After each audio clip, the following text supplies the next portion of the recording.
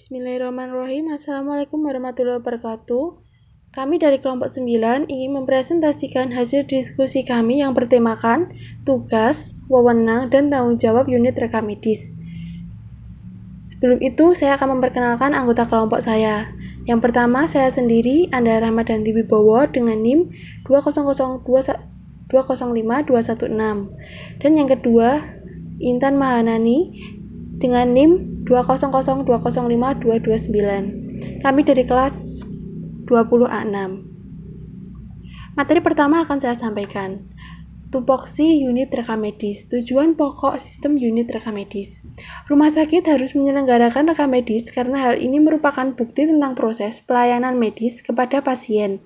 Unit kerja rekam medis mempunyai tugas pokok dan fungsi seperti di bawah ini. Yang pertama, menentukan standar dan kebijaksanaan pelayanan. Dan yang kedua, mengusulkan bentuk formulir rekam medis. Dan yang ketiga, mengusulkan upaya yang diperlukan dalam penanggulangan masalah pelayanan rekam medis. Yang keempat, menganalisis secara teratur isi rekam medis untuk menentukan apakah informasi klinik sudah cukup dalam asuhan pasien.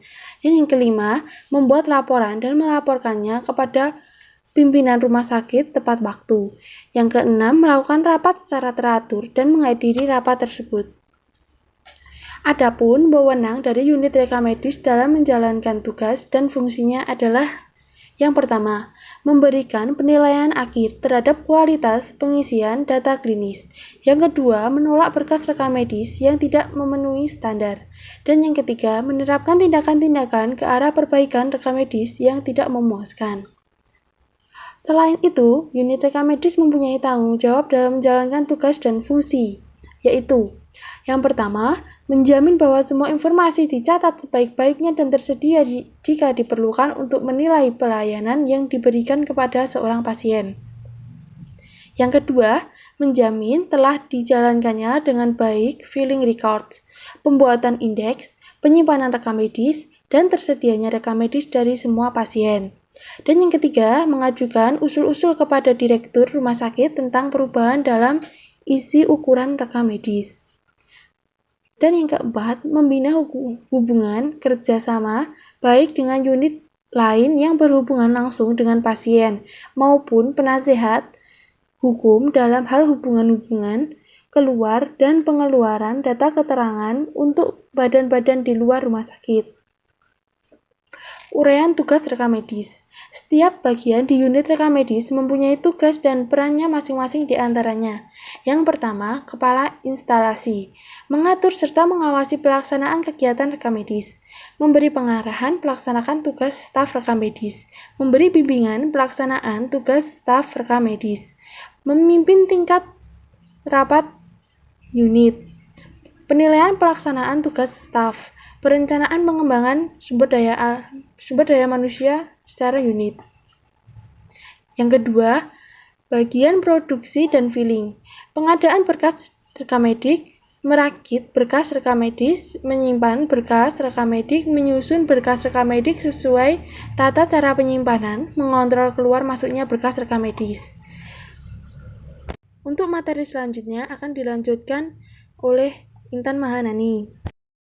Yang ketiga yaitu bagian assembling dan analisis, merapikan form rekam medik sebelum dianalisis berdasarkan ketentuan, menganalisis kelengkapan status pasien yang terdapat di form rekam medik.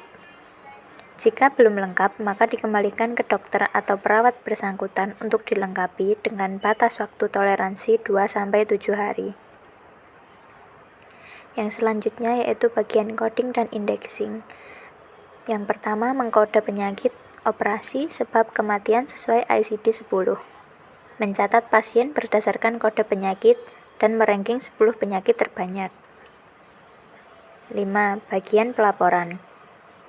Sensus harian di tiap unit rumah sakit. Melaporkan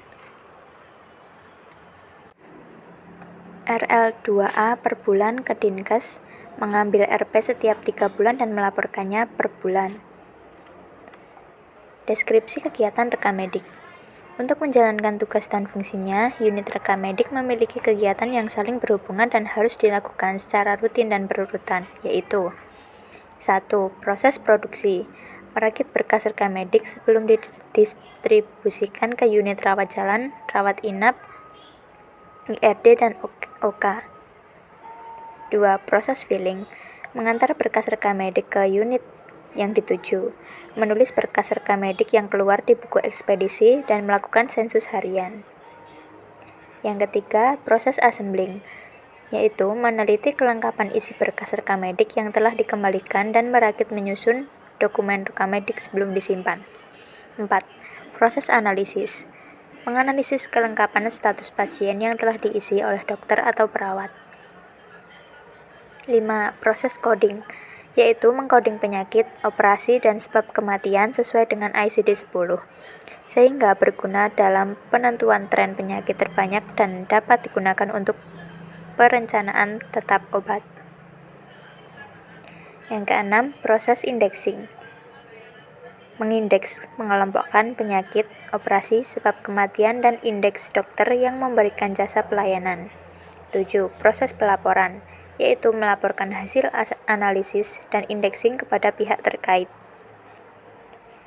Terima kasih. Sekian dari kelompok saya. Wassalamualaikum warahmatullahi wabarakatuh.